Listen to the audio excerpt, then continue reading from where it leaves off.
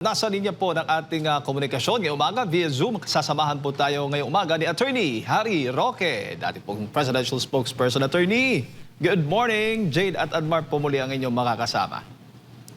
Mga partners, nako, tuwan-tuwa ako magkakasama na naman tayo ngayon, no? Parang dating gawi, no? Kamusta Opo. na po kayo at kamusta po Pilipinas? Maganda umaga po sa inyong lahat. Oo, alam namin, Attorney, madaling araw na dyan kung hindi ako nagkakamali. Opo, madaling araw pero kahit anong oras talaga yan, talagang pagtsatsagaan natin dahil programa natin ito. Ayun, oo. Ito nga ang pag-uusapan natin tungkol sa ginagawang hakbang programa ng gobyerno patungkol nga dito sa epekto ng krisis sa gitnang silangan at ito nga patuloy na oil price hike. Attorney, happy ho ba kayo sa nangyayaring mga programa tulad na lamang nitong last time sinuspende ng Pangulo itong pagtataas nga ng pasahe? Tapos may mga cash assistance na pinamimigay, ipinamumudmod ang Pangulo para doon sa mga tsuper o sa mga apektado nga nitong oil price increase. At mayroon ding libreng sakay para sa mga kababayan natin na para at least maibsan naman yung epekto nga ng taas ng crudo o ng langis, no? Presyo ng langis at nagpapatuloy po, naghahanap ang ating pamahalaan ng magiging source po natin ng langis, supply po ng langis, Attorney. Ano ho ba ang inyong assessment po hinggil nga po dito sa ginagawa ng ating gobyerno ngayon? Hindi po yan magre-resulta sa pagpagaang ng pasani ng ating mga kababayan ngayon, no? Dahil ang katotohanan po, bagamat ang buong mundo ay nasalanta nitong putukan sa gitnang silangan, ang Pilipinas ang mayroong pinakamabilis tumaas na presyo ng gasolina at diesel, no? At ang dahilan dito ay unang-una, bagamat hindi naman nagbabago ang ad valorem taxes at excise taxes na pinapataw ng gobyerno, no? Ang nagbabago ay yung napakalaking kita na napupunta ngayon sa mga producers o yung mga nagbebenta ng gasolina at diesel, no? Ganito yan, no? Sa ngayon, ang pricing talaga ng ating gasolina at diesel, mga 25% napupunta sa buwis. Pero binibigyan natin ng 15% more or less ang mga nagbebenta ng gasolina at diesel. At yung iba ay sa iba't ibang gastos na yung mga logistics cost, no? Na diyan papasok yung mas mataas na insurance at saka mas mataas na freight, no? Pero ang katotohanan niyan, habang tumataas ang presyo ng gasolina at diesel, tumataas din ang presyo na nakukubra ng mga oil companies. Simple mathematics yan, eh. Kung 25%, sabihin na lang natin 25% ang nakukuha nilang tubo, no? Kasi mas mahirap kung 15%, no? So kung ang presyo ay 100 pesos, ang makukuha nilang tubo ay 25. Pero kung ang presyo ay tumaas to 1,000, ang nakukuha nilang tubo ay nagiging 250. Now, ang gobyerno ay nagpasa na ng panukalang batas ang ating Kongreso na nagbibigay kapangyarihan sa Pangulo na babaan yung tinatawag nating excise taxes para sa gasolina at diesel, no? Para yung 25% natin ay ibababa, pero mas malaki pa rin ang kita ng gobyerno kasi nga mas mataas yung presyo ng gasolina. Pero pagdating doon sa kita ng mga oil companies, hindi nagbabago. Magiging 25% pa rin. So yung 25% nung ang presyo ay 100 ay 25. Pero kung ang presyo ay magiging 1,000 ay 250. So kahit anong gawin mo na ayuda, ang katotohanan niyan, ang pinakakinakailangan ng taong bayan ngayon para maibsan ang epekto ng putukan sa gitnang silangan ay para magamit ng gobyerno, gamitin ng gobyerno yung inherent police power niya para limitahan naman ang kita ng mga nagbebenta ng gasolina at ang diesel. Kung dati-rate 15% ang binibigay natin sa kanila na mababa ang presyo, dapat siguro ngayong mataas ang presyo, kung nagdoble ang presyo ng gasolina at dati ay 15% ang kita nila, dapat ang gobyerno ngayon siguraduhin na ang kita nila ngayong doble na ang presyo ng gasolina at diesel ay 7.5% lamang. Pero hindi yan ang nangyayari, no?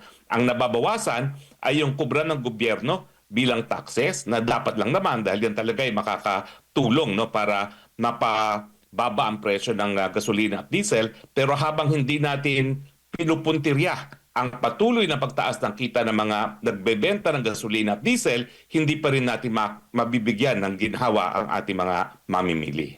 Opo, pero sa tingin po ninyo, Attorney, Yung ating gobyerno dito sa pagbibigay nga dito, sa kahilingan nga ng Pangulong Bongbong Marcos Jr. na isuspindi nga muna itong excise tax. Ito'y parang lamang, no, short-term solution para at least man lang maibsan sa ngayon habang naghahanap pa daw sila ng iba pang mga sources para sa dagdag supply natin ng langis. Tama yan, no? Pero at the same time, kumita na naman ng gobyerno. Kasi nung biglang nagdoble ang presyo ng gasolina at ng diesel, nadoble rin ang koleksyon ng gobyerno by way of taxes. So ibig sabihin, tumaas na rin ang koleksyon ng gobyerno at kung panandali ang isususpindihan, well, yan ay babawi lang ang mga mamimili, no? Dahil nadoble rin ang kita ng gobyerno, no? Nung nagdoble ang presyo ng ating gasolina. Pero sana, habang nandyan ang putukan, talagang suspindihin din natin yung pagkukolekta ng mga excise taxes nang sa ganoon naman gumaang-gaang ang buhay ng mga Pilipino. Pero habang hindi nga natin pinipigilan ng mga oil companies na tuloy-tuloy na mangolekta ng mas malaking kita dahil lamang dito sa pagtaas ng presyo, hindi pa rin talaga mararamdaman ng gobyerno ang tulong ng taong bayan, ang tulong ng gobyerno o yung interference ng gobyerno para nga maibsan itong patuloy na pagtaas sa presyo ng gasolina at diesel. Opo. Ano yung rekomendasyon o suggestion po ninyo, attorney, na magandang pagkukunan po natin ng supply ng langis sa ating bansa? Well, nung ako po ay spokesperson, sinimulan ko na po yan. Nung unang sumipa ang presyo ng gasolina dahil unang nagputukan nung panahon ni Tatay Digong, sinimulan na namin ang proseso para nga mag-angkat sa mga non-traditional sources kagaya ng Russia. Pero hindi yan pinagpatuloy ng Marcos administration at ang dahilan daw ay natatakot sila doon sa sanctions na inimpose ng Amerika laban sa mga bumibili ng Russian oil, no? Pero nung panahon talaga ni Tatay Digong, wala siyang pakialam dyan. Basta ang importante kapag nagkaroon ng kakulangan sa supply, meron tayong makukunan. At ngayon pa lamang nagsisimula ang Marcos administration na nakikipag-usap sa Russia para mag-angkat, no? Samantalang alam naman natin na nasimula na yung proseso na yan panahon pa ni Tatay Digong, no?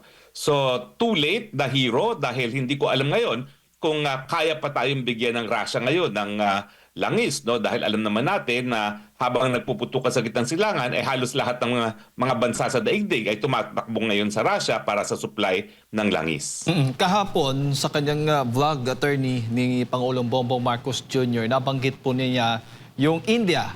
Nakikipag-usap na itong ating pamahalaan kasi pinag-uusapan natin itong supply nga ng ating langis. Maging yung China, Japan at Thailand, Brunei at South Korea. Ilan lamang po ito sa mga nabanggit po niya mga bansa na possible na magiging partner po natin kung saan po pwede tayong makisuyo at tayo supplyan naman, no? Tulungan tayo sa supply ng ating langis. Well, bukod doon sa Thailand, halos lahat ng bansang binanggit mo ay hindi naman talaga nag-export ng langis, no? Ang India, nagpa-process yan ng langis at karamihan ng pinaprocess ng langis ng India ay galing nga sa Russia, no? At yung mga bansa na mayroong sanctions, no? So ang katotohanan niyan, pwede tayong humingi sa lahat ng mga lugar na yan, pero lahat ng mundo ngayon ay sisiguraduhin muna na meron silang sapat na langis, no? Kaya nga hindi ko alam kung tama yung nabasa kong balita, ang China ngayon ayaw na magbenta, ayaw na mag-export ng refined petroleum products, samantalang mahigit kumulang 30% ng ating mga refined gasoline products ay nanggagaling sa China. Siyempre, hindi mo rin maaalis sa China na bakit namin kayo tutulungan? Yung presidente nyo, palagi kaming inaaway, no? Yan ang aking sinasabi, kinakailangan tayo maging kaibigan ng lahat at hindi kalaban ng kahit sino man nang sa panahon ng abirya at meron tayong mga pangangailangan, hindi tayo tatalikuran ng ating mga karatig bansa. Opo, nabanggit din ng Pangulo, attorney, na nakikipagkaibigan tayo sa China para sa problemang ito. Kung ikaw ang China, ano naman ang sasabihin mo? Palibhasa may kailangan tayo, nakikipagkaibigan ngayon ang administrasyon ni Marcos Jr., no? Hindi ganyan ang tunay na pagkakaibigan at hindi ganyan ang tunay na anyo ng mga Pilipino dahil tapat tayo sa ating pagkakaibigan, pero itong si Marcos administration, tapat lang sila na maging sunod-sunuran sa mga Amerika. So ang tanong ko ngayon kay Marcos Jr., Nasaan ngayon ang mga Amerikano? Ngayon kailangan natin ng langis at gasolina. Sila ba magbibigay ng gasolina dahil sila naman ang nagsimula nitong gera dito sa gitnang silangan dahilan kung bakit nagkakakulangan ngayon ng supply. Bukod po dito sa nakikita po nating epekto ng crisis dyan sa Middle East, Attorney, dito sa oil price at sa iba pang mga bilihin, isinabi din ng isang senador, hindi ako nagkakamali, si Senator Sherwin Gatchalian, na ito daw sipa din ng yung palitan ng piso kontra dolyar natin, Attorney, ay possible na mas lulubo pa ang utang ng Pilipinas. Ano ho ba ang inyong nakikita po dito? Hindi lang yan possibility, mangyayari yan.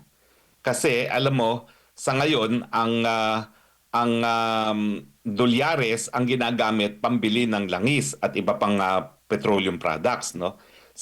Habang tumataas ang presyo ng langis, syempre tumataas ang demand sa dolyares. At habang tumataas ang demand for dollars, nawawalan ng balor ang piso. No?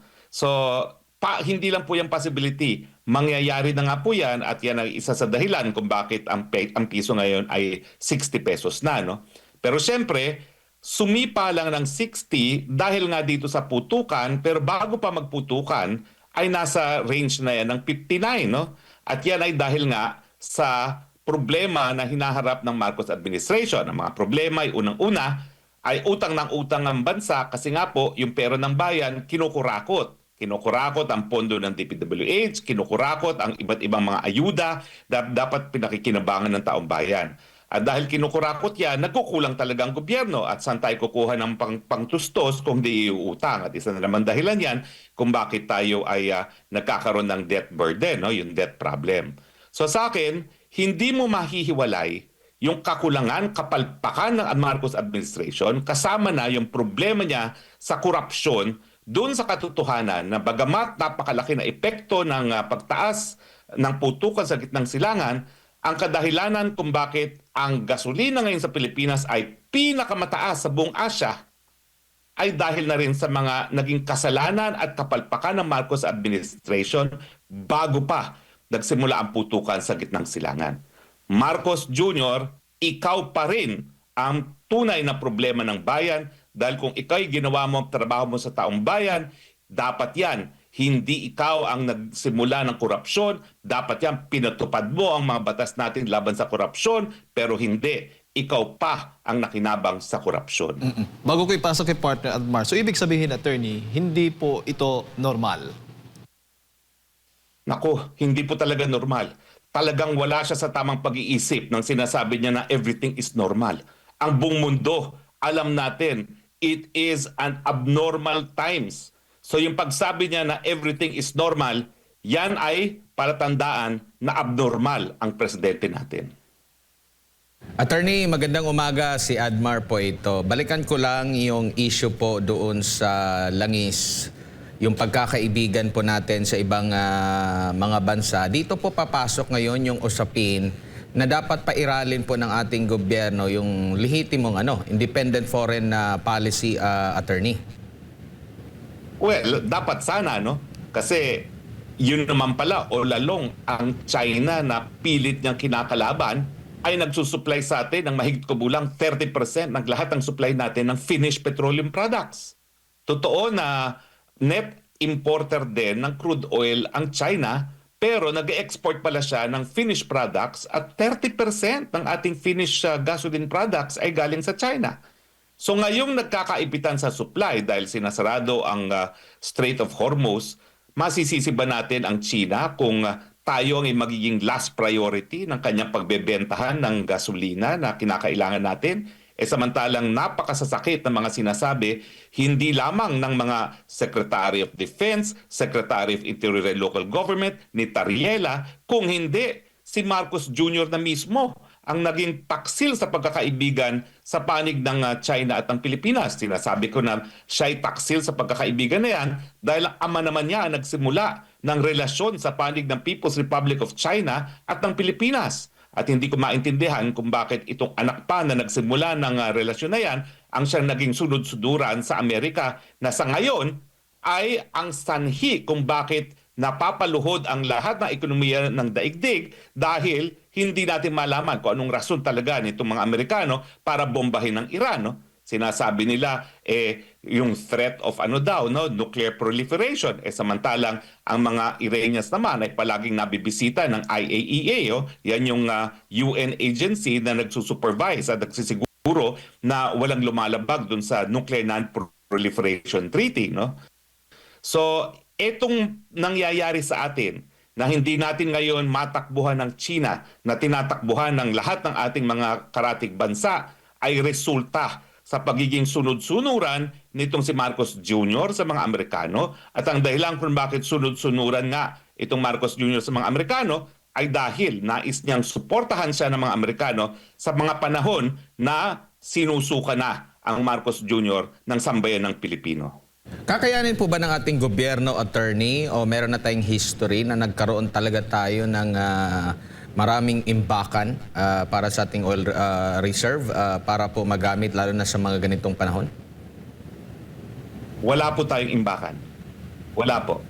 Matagal na po yan na dapat siguro nagtayo tayo, pero wala po tayong imbakan at wala na po tayong processing ng crude oil to refined petroleum products dito sa Pilipinas. Lahat po yan ngayon ay inaangkat na natin, no? Hindi lang po sa China, kundi karamihan galing sa Singapore, no? So hindi po tayo talaga po pwedeng mag-imbak dahil matagal po ang pagpapagawa ng mga fuel depot. Ang talagang dapat natin gawin ngayon ay yun na nga po, no?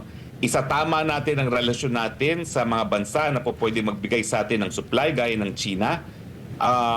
Gawin natin ang lahat para ituloy na yung pinalano pa ni Presidente Duterte na mag-angkat ng langis at petroleum products sa Russia, bagamat ang Amerika ay mayroong existing sanction laban sa Russia. Tingin ko ang dahilan lang naman kaya hindi natuloy yung nauna ng hakbang na ginawa ni Presidente Duterte na mag-angkat sa Russia ay dahil nga sa pagtutol ng mga Amerikano, no? Yan ang nangyayari kapag ikay sunod-sunuran sa mga dayuhan at hindi binibigyan ng importansya ang iyong sariling pang-nasyonal na interes. Opo, nagpag-uusapan nga natin itong issue na ito dahil ang bawat Pilipino apektado po ng krisis dyan po sa gitnang silangan. Pero may pahayag kamakailan ang Palace Press Officer dyan sa Palasyo, si Undersecretary Claire Castro. Ang sabi niya dito, ang pakiusap lamang po natin ngayon dahil nasa sitwasyon tayong ganito, let us refrain from doing activities like fear-mongering. Ano po masasabi niyo po rito? Kasi alam natin, marami ng mga dismayado, marami na nagpapahayag, ukol nga po dito, pero tila dina-downplay ng palasyo ba yung emergency or itong ganitong klase ng krisis ngayon sa ating bansa? Well, ito talaga ang problema kapag ang presidente wala sa tamang pag-iisip. Kapag nahaharap sa realidad na talagang abnormal ang mga panahon, parang meron siyang imaginary world, no? Yan ay epekto na rin ng droga, no? Kaya nga sinasabi ko sa ating mga kababayan, habang nananatili ang isang drug addict bilang presidente, wala talaga tayong pagkakataon na magkaroon ng solusyon sa ating mga problema dahil ang problema ng mga drug addicts talaga meron silang mga sariling mundo. Kaya nga hindi ako nagtataka na sinasabi niya at siya lang ang tanging leader sa buong daigdig na nagsabi, everything is normal. Hindi ba naman abnormal talaga yan na ang presyo ng gasolina at diesel sa Pilipinas dumoble at dahil dyan, halos lahat ng presyo ng bilihin, posibilidad din na dodoble, no? At tapos sasabihin niya, everything is normal. Obviously, yan ay isang paniwala na isang tao na palaging high. So siguro, kung ang presidente natin ay gaya ni VP Sara na nasa tamang pag-iisip, huwag na nating isipin kung magaling siya o hindi, no? Basta nasa tamang pag-iisip lamang, alam niya na these are extraordinary times requiring extraordinary actions. Napag-uusapan yung sinasabi niyo po, attorney, na high. Record high po yung utang natin, 18.17 trillion pesos. Record high din yung palitan ng piso kontra dolyar. At ito rin nga rin magwa 130 pesos yata yung diesel this week. Pero bago pa man ang nabanggit ni President Duterte na normal, may pahayag din si Yusek Castro. Sabi niya rito, mas yung kaugnay doon sa fear-mongering na ipahinto raw. Sabi niya rito, mas nakakadagdag po ito ng takot sa ating mga kababayan samantalang ang Pangulo po at ang gobyerno ay still under control, in control of the situation po, attorney. Sa tingin niyo po, kontrolado pa ba ng gobyerno ang sitwasyon? Kontrolado ba itong pagtaas ng ating utang, yung sa piso natin, pabalik ba, hindi stable yung mga polisiya, like kagaya sa magbibigay na sana ng ayuda para doon sa mga public utility vehicle driver, or hindi pala, tataasan yung kanilang singil, tapos isang araw bago mismo ang implementasyon ng pagtaas ng singil, binaliktad na naman, magbibigay lang daw ng ano, tapos itong mga ano ngayon is hindi na talaga kinakaya kasi ang kanila pong itong 5,000 pesos na ayuda parang halos nasa ano lang, 2 araw, 3 araw lang po nila na biyahe din po, attorney, at marami pang mga issue po, attorney. Yan nga ay resulta kapag ang presidente mismo ay palaging high. Everything is record high. Alam mo, napakadali naman siguro na magkaroon ng solusyon eh.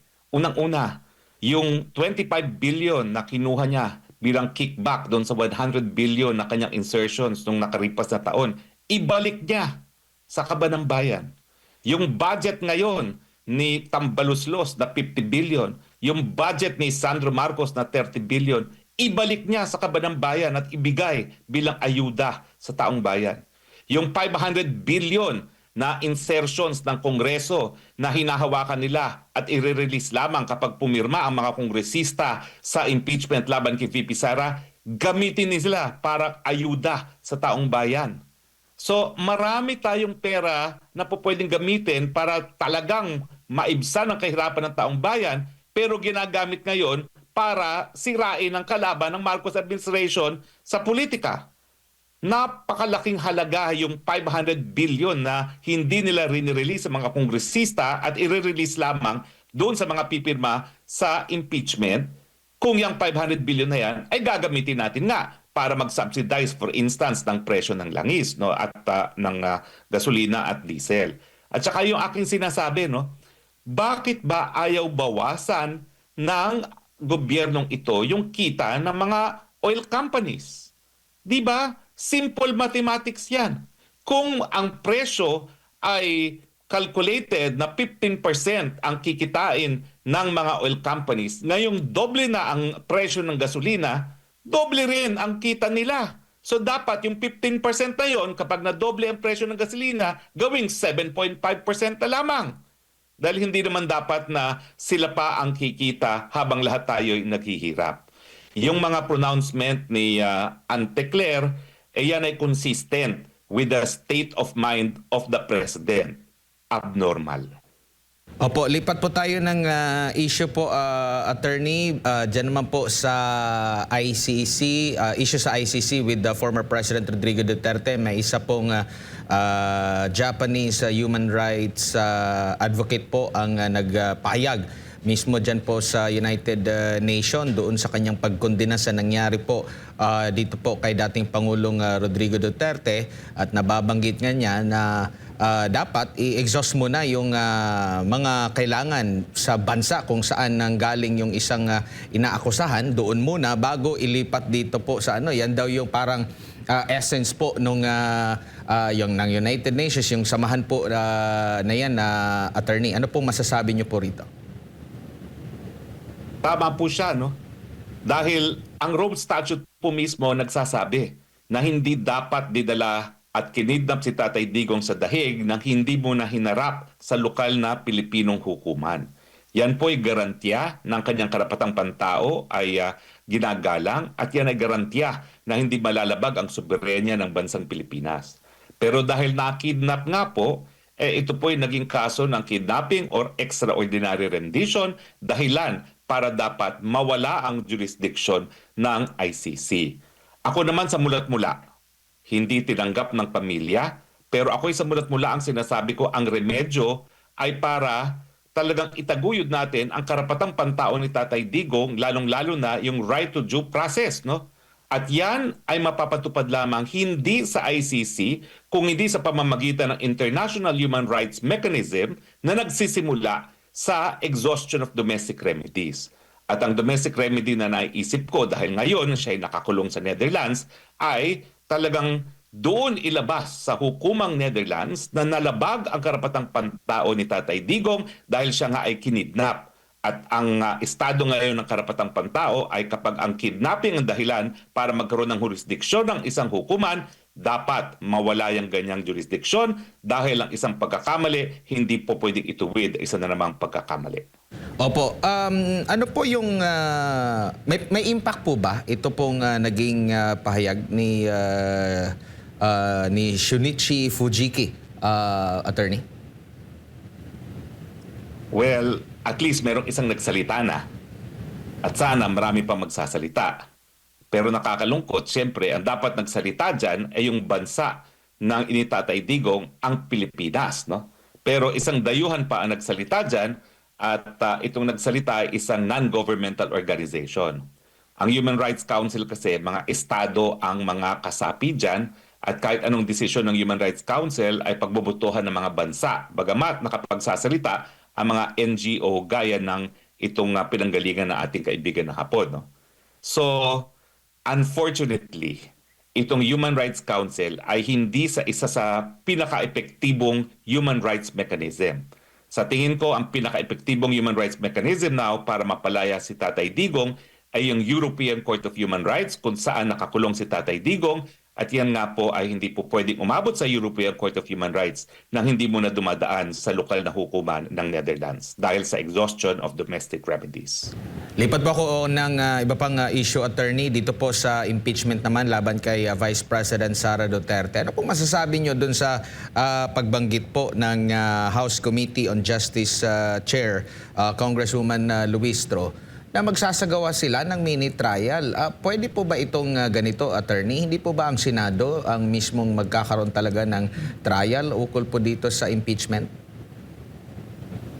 Ang nakasaad po sa ating saligang batas at doon sa desisyon na ng Korte Suprema doon sa kaso ng Duterte versus sa House of Representatives ay dapat suportado ng ebidensya ang mga paratang. At hindi po pwede na pagbotohan ang isang impeachment complaint kung siya ay sufficient in form and substance nang hindi nakikita ang ebidensya.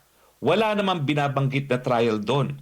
Ang tingin ko, ang gusto talaga mangyari ng House Committee na yan ay para magkaroon ng isang kangaroo court kung saan ang mga taong nagsisinungaling ang siyang magbibigay ng mga maling testimonya laban kay BP Sara nang sa ganon masira si BP Sara sa mata ng taong bayan.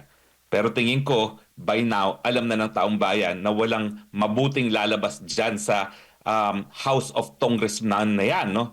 At ang talagang pakay lang nila ay sirain hindi lang mga Duterte, kung hindi pati ang mga aliado ni Duterte, dahil pati naman ako, no, dinadawit diyang star witness ko no, laban kay BP Sara na isang nakakulong ngayon dahil sa heinous crime na 2 counts of kidnapping for ransom.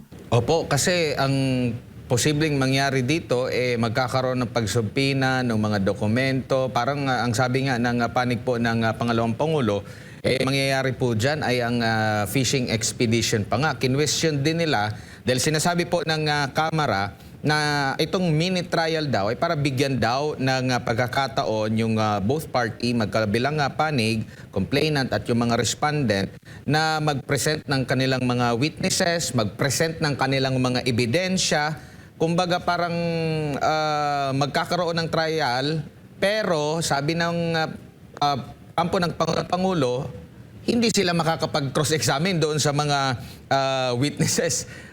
Unlike talaga kung dito na aakyat na sa Senado po, attorney. Alam mo, yan din ang dahilan kaya ako umalis na ng Pilipinas nung ako'y iniimbestigahan ng WAD Committee. Kasi yung mga supina-supina nila, kunwari lang yan na nais nilang malaman ng katotohanan. Ang totoong dahilan kung bakit sila nagsusupina, wala silang ebidensya at sila ay nag-engage in a fishing expedition. Kaya nga ako, hindi ako sumunod doon sa mga hinihingi nila mga dokumento dahil kung talagang meron akong pagkakasala, dapat linabas na nila. Bakit ako pang bibigay ng ebidensya sa kanila para magamit nila laban sa akin?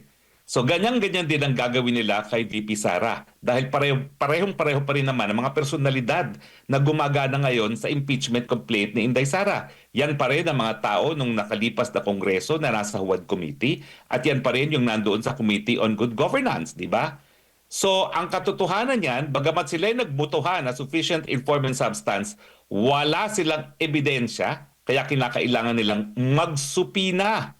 Pero sa tingin ko, malinaw na ngayon ang desisyon ng Korte Suprema sa kaso ng Duterte versus sa House of Representatives at kung hindi ba naman natuto pa itong Kamara neto, talagang, ewan ko ba, kubuhan na sila ng, ewan ko ba talaga kung hindi pa nila nabase ito sa desisyon ng Korte Suprema, no? Hindi po pwedeng magsulong o magtuloy sa Senado ang isang impeachment na complaint na walang ebidensya to begin with, na hindi nakikita ng mga congressman ang ebidensya bilang dahilan sa kanilang pagboto pagdating sa sufficiency in form and substance. Walang ebidensya, fishing expedition, at saka syempre, trial by publicity ang gagawin nila laban kay VP Sara. Opo, ang napapansin din ng ating mga kababayan ay binibigyan ng pansin nila ito pong sinasabing pahayag or accusation, allegation nitong si Madriaga, no, na nakakulong ngayon, ikinumpara nila sa treatment naman ng gobyerno dito po sa tinaguriang Brave 18 attorney na kinwestiyon yung kanilang pag-notaryo, sino yung nagnotaryo, pati mga witness at as per Attorney Levy Baligod, inabanggit pa doon kung kanino yung sasakyan yung ginamit sa paghahatid. Ang daming mga question na hindi na makaiugnayan doon sa kanilang mga pahayag, lalo na sa mga akusasyon na nagdala-dala sila ng mali-maletang mga basura o pera. Attorney. Alam mo, nag-iingat ako pagdating dyan kay Madriaga kasi nga ako yung private prosecutor dyan. Ako nagpakulong dyan. Ako yung kasama na ng pamilya matapos madukot yung dalawang Filipino-Chinese. Kasama ko na yung pamilya nung sila'y nagbayad ng ransom. Kasama ko yung pamilya nung nagkaroon ng putukan, napatay ang isang pulis at dalawang kidnapper. At kasama kong pamilya na nakalap namin ng mga ebidensya laban dyan kay Madriaga. No? At dahil ako pa rin at aking mga kasamahan ng tumatayong private prosecutor dyan, talagang limitado ang aking po pwedeng komento dyan other than, bagamat hindi pa siya sentensyado, nagkaroon na ng desisyon ng hukuman nung tinanggihan ng kanyang motion para magkaroon ng panandiliang kalayaan kapalit ng pagpapiyansa dahil malakas nga ang ebidensya na siya ay talagang nagkakasala. Pero sa akin, para paniwalaan ng Kongreso ang isang taong nakakulong, nung minsan nang nahatulan ng parusang kamatayan dahil sa kidnapping din, no?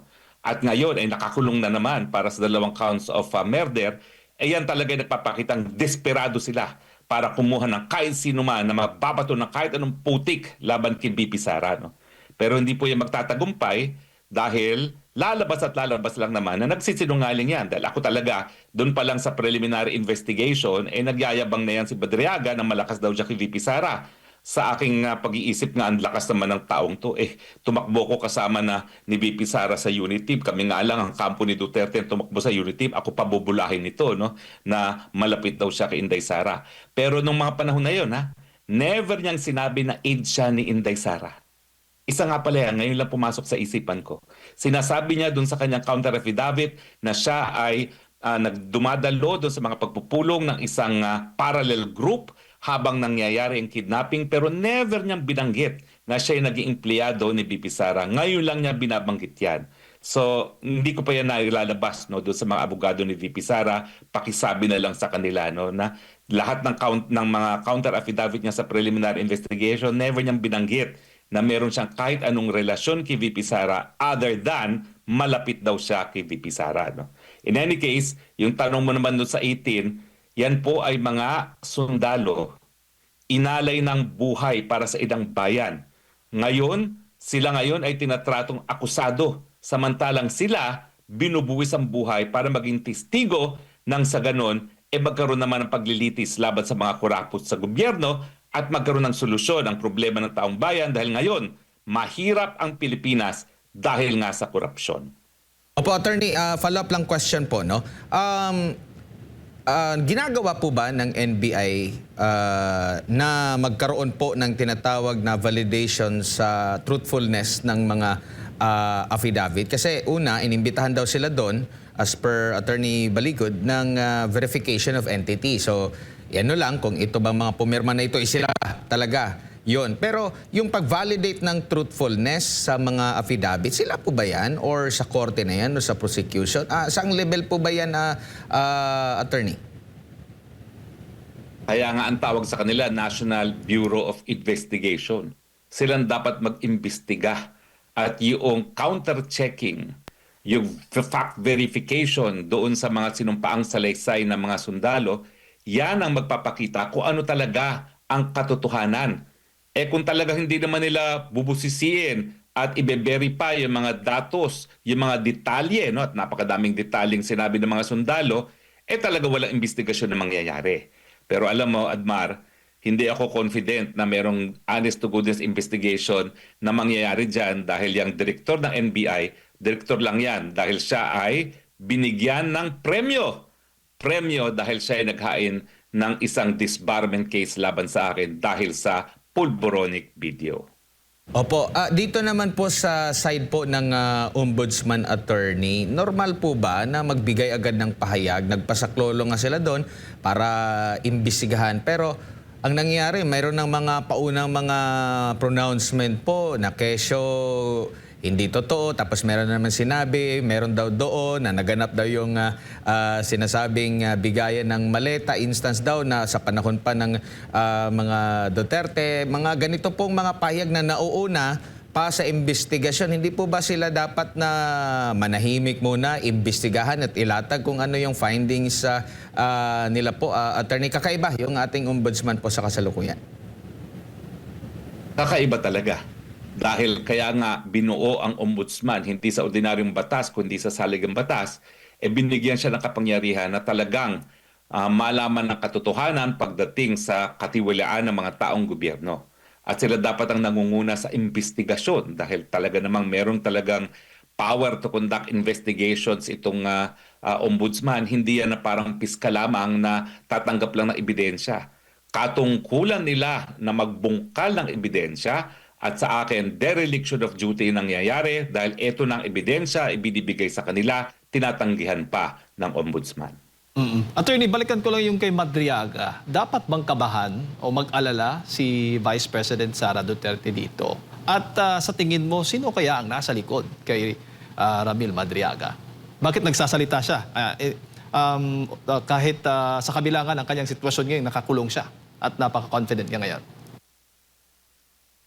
Well, paano naman kakabahan si Inday Sara Duterte dyan Yun na nga, no? Nakalimutan kong sabihin yun. Hindi ko pa wala pa akong komunikasyon kay Vice President since alam ko na ito mga nakalipas na panahon. No? Pero ngayon lang lumabas yan na sinasabi niya na siya empleyado ni Inday Sara Duterte. No?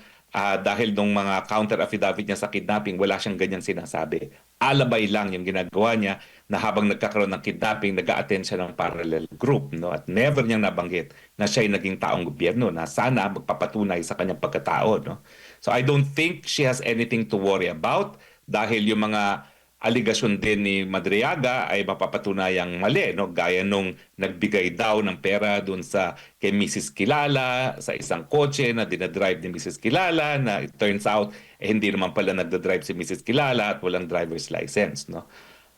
At saka hindi mapapatunayan yan na nagkaroon ng kahit anong komunikasyon si BP Sara dyan kay Madriaga dahil ako kahit papano alam ko kung paano mag-operate si Inday Sara, no? Hindi talaga siya nakikipag-ugnayan sa mga taong hindi niya talaga kakilala, no?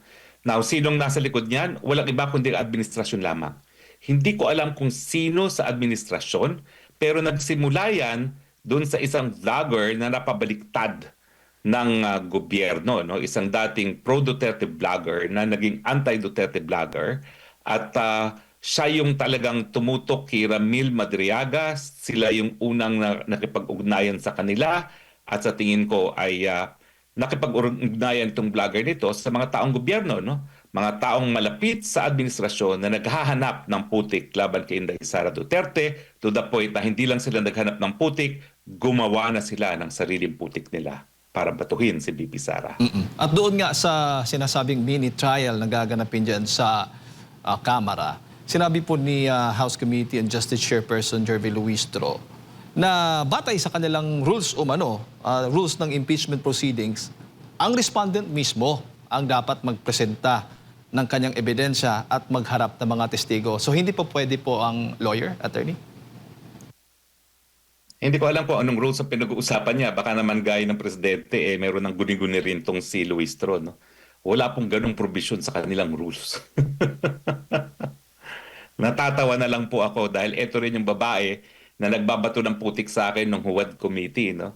Nag-i-issue ng subpoena para sa mga dokumento, samantalang ang hearing ay tungkol sa Pogo. Kung ako'y mayroong kasalanan, dapat linabas nila dyan sa komite at hindi sila nag-resort to fishing expedition laban sa akin. Na ginagawa nila ngayon kay VP Sara. Parehong estilo, style bulok. Po. At last hearing po nila, patungkol pa rin dito sa impeachment complaints laban kay Vice President Sara Duterte. Kinwestiyon ni Congressman Marcoleta, ni Paulo Henry Marcoleta, yung proseso dahil idineklarang sufficiency in grounds. Kasi nga, pagkakaalam natin, sufficiency in form and substance, pero may sufficiency in grounds. At sabi naman ng mga kongresista, bahagi po ng kanilang rules. Ano po masasabi po ninyo?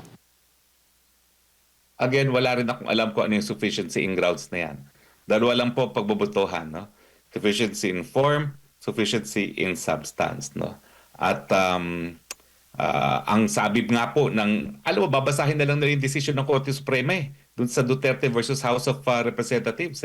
Hindi dapat pagbutuhan ang kahit anong impeachment complaint na hindi nakikita ng mga kongresista ang ebidensya sa likod ng mga paratang. Pero kung babasahin mo yung mga complaints mismo, wala namang kahit anong ebidensya nakakabit, no? At most, meron mga newspaper clippings at lahat naman ng binabanggit doon ay mga konklusyon, no? Hindi po yung ebidensya na sinasabi ng saligang batas. At bilang isang abogado din po, attorney, sa tingin po ninyo, mabubusisi kaya itong bank accounts ng Vice Presidente? May remedyo ho ba ang Vice Presidente para hindi po ito matuloy yung kanilang binabalak na busisiin yung kanyang bank accounts? Sa tingin ko po, walang ganyang kapangyarihan ng Kongreso. Tanging hukuman lang po ang may ganyang kapangyarihan or ang ombudsman or ang impeachment court. Pero ang Kamara, walang ganyang kapangyarihan. At sa tingin po ninyo, attorney, itong possible ho ba na si VP Sara Duterte ay hihingi ng tulong mula sa Supreme Court patungkol nga po dito? Kamakailan, alam natin, nag-submit po siya ang kanyang abogado ng answer ad cautelam hinggil nga po dito sa impeachment complaint. Sa tingin mo, doon po yung direksyon nitong legal approach ng Vice Presidente? Yan kasi problema kapag ang mga constitutional processes ay binababoy at ginagawang sandata laban sa kalaban sa politika. Palpak. At sa tingin ko, ang mga pangyayari ngayon sa Kongreso ay patunay na hindi naintindihan talaga ng mga congressman at congresswoman, lalo na ang congressman chairman ng committee na yan, kung ano talaga ang proseso at kung bakit narariyan ang impeachment. Dahilan para dumulog na naman si VP Sara sa kataas-taasang hukuman nang sa ganon mataguyod ang pinakamataas na batas sa ating bayan at yan ang ating saligang batas. At sa ngayon ba, attorney, nakikita ba ninyo na may depektibo doon sa mga impeachment proceedings o itong impeachment complaints na inihain laban kay Vice Presidente na po pwedeng questionin din ng Vice Presidente sa tamang panahon? Nandun na nga kasi sa naunang desisyon na ng Korte Suprema. Dapat alam ng mga congressman kung ano yung ebidensya. And yet, nagbumoto sila na sufficient informant substance na wala namang kahit anong ebidensya na nakakabit doon sa mga complaints mismo. So saan nila kukunin ngayon ang ebidensya? Yung sinasabi nilang mini trial, wala pong ganyan.